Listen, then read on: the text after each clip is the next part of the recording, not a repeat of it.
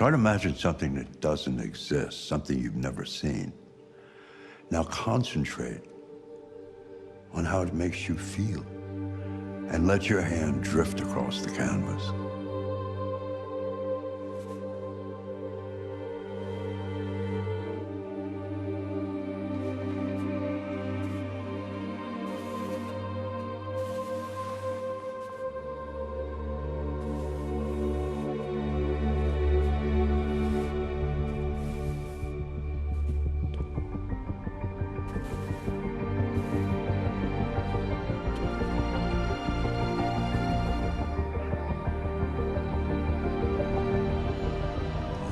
God.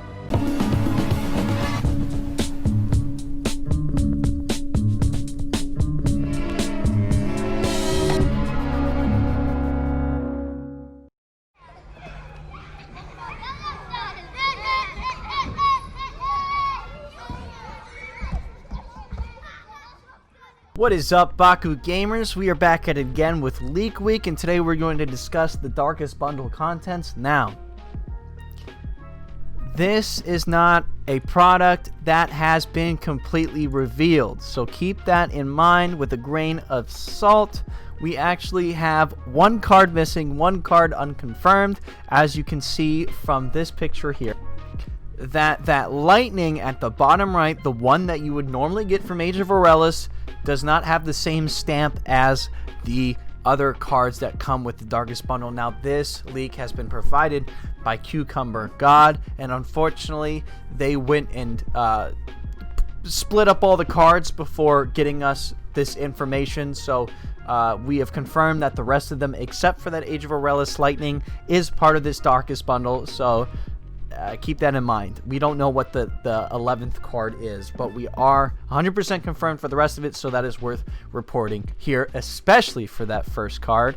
We have, well, Garganoid Gaze replaced Max Nilly, so that's kind of a non-factor. Heroes are not something that's like that crazy right now. They are, like, I would consider almost rogue, just for the goofy stuff that they can get out with their multiple win conditions. But as of right now, Garganoid's Gaze is not too good, especially when one of those win conditions, well, both of those win conditions are on activation, and by the time you would destroy them, it's too late. And Garganoid's Gaze only kills 4 or less, so Garganoid's Gaze itself is not going to see use ever. That's why you run Sinkhole, is for those cards. But Nova Burst, finally, yes, one of the cards that has been mythicized to be just that, a myth in of itself, because people were not seeing this card whatsoever. They'd rip apart like multiple boxes and this card would never come out, and it is one of those cards that are used in fun decks. They're not even that competitive, so the fact that this card was such a hard find is insane. But now finally it's getting in the hands of the players, and we were able to activate Elemental Storm turn 3. Yup. Or turn 1 with Super Fuel. Yup. But you usually run this with Ventus or Aquos.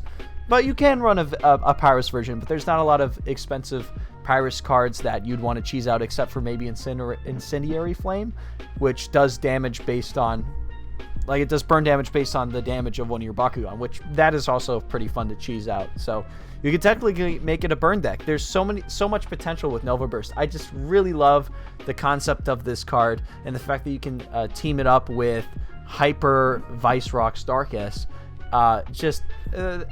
I really want to play around with this deck once I get my hand on this card. Let's go further. Lightning. Now, this is the best lightning that is to come out, but that is not saying much. When you open your Bakugan, it gets +3 damage. It's not one of those heroes that you would actually like invest in, like Llusion, where you'd activate multiple rerolls to draw and get constant value.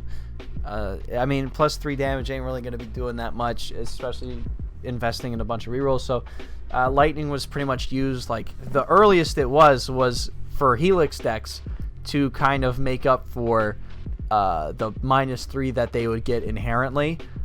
But that was like when we were first tinkering around, when BR first came out, and we were fairly new to the idea of deck building for Helixes, because Helixes were never particularly good, and Pyrus Nilius Ultra is what got us turned heads, because as I say, a constant thing on this channel, a constant thing in this community, is Double Strike will get people to build things around it for no reason.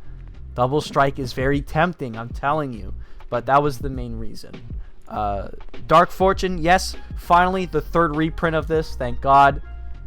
This came in a starter deck. Like, this is one of the prime example cards of something that needs to be power creeped. I don't really advocate for that, but the fact that fusions, while fusions are not necessarily good right now, there hasn't been a single fusion that is worth even considering. Dark Fortune, the Evo support needs to be buffed in order to compete with it if fusions do get better. Because Evos are going to fall by the wayside just inherently because you have to dedicate deck space to them when fusions you do not, and you have to draw your Evos, which fusions you do not. So once fusions become good, Evos like inherently just lose their value. So a 0 cost to 1 cost Evo searcher would not be something that I would turn my nose up at. I would very much prefer it. I would like it. And if I could push towards that 0 cost, I definitely would.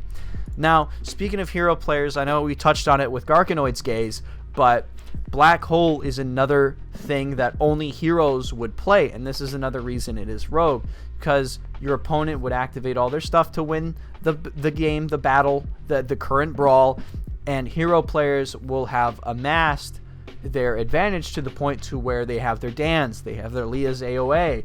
They don't even need to use their energy to go off the way that heroes want to go off, because Leah will scan the top 3 cards for their win cons, the Max or the Magnus BB, or Dan will just flip over some ridiculous Evo or something that gives them advantage, or one of the action cards that would have been expensive regardless. So Black Hole does not hurt them as much as any other decks, and that is exactly why Black Hole, its only home seems to be in hero decks, and I actually really like that flair that hero decks can afford as relative to other decks. So Black Hole is a very selective card. You're only going to see it in hero decks. So that's Black Hole. Shadow Drain, 1 cost. As I said, Aurelus is just not seen anymore. Discard 2 cards, whatever. It's not worth it. Corrupting Mist. I actually really, really, really like the concept of this card, especially in cards that are in decks that are more damage focused. Instead of relying on damage win cards, this could play the game normally while also giving yourself that, using the part of your deck that you lean more into, such as the bigger damage but maybe the lower B power. So I think if this was cheaper, this would definitely be worth considering in these damage wins decks, but the 4 cost just makes it not worth the almighty dollar here. Like the 100 B power for each damage your Bakugan has, that's a really, really cool mechanic. I really like that, and I wish they'd explore it more often instead of just relying on these cheap, okay, do you have the negate from my Midas Indius? If not, oh well. This allows damage win decks to play by the game's own terms, and I wish there were more cards like Corrupting Mist. Hero's Demise, same thing as Garganoid's Gaze, but just worse. It can destroy BB Magnus, but okay, you're going to destroy it for the Victor effect? I don't think so. It's either negate or go home. Magnus Ultimate Rival, a very casual card that was expensive, and now you don't have to pay that much for this casual card. It searches for whatever card you want in your deck for 5, and then if there's 3 of them, you get a total, because they stack, of 909 to your Bakugan. So, whatever. It's whatever. Collector's card. Dust to Dust, a very good, decent sacrifice card. If it was good, we'd run it. If this was cheaper, we would definitely run it. But at this point, you just run Anger instead because you're dumping out your hand far faster. The 3 cost is very steep for what it does. It is basically a +0 because you use it, and then you discard a card, and then you draw 2, basically replacing the cards you used for Dust to Dust.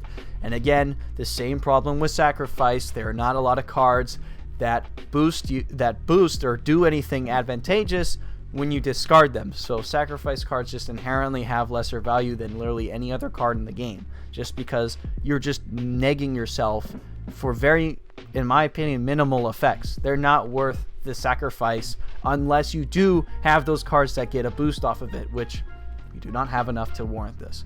Now, here's one that I wish was in the faction box, but is probably going to make its way in the blind boxes, and that is Thunderstorm, another AOA classic that has just been neglected and short printed, and a lot of people wanted their hands on it, and especially if we get better discard cards, because it is actually a phenomenal sacrifice card for Darkus. It is a Dark Waters, but you can sacrifice to reroll instead of just inherently rerolling.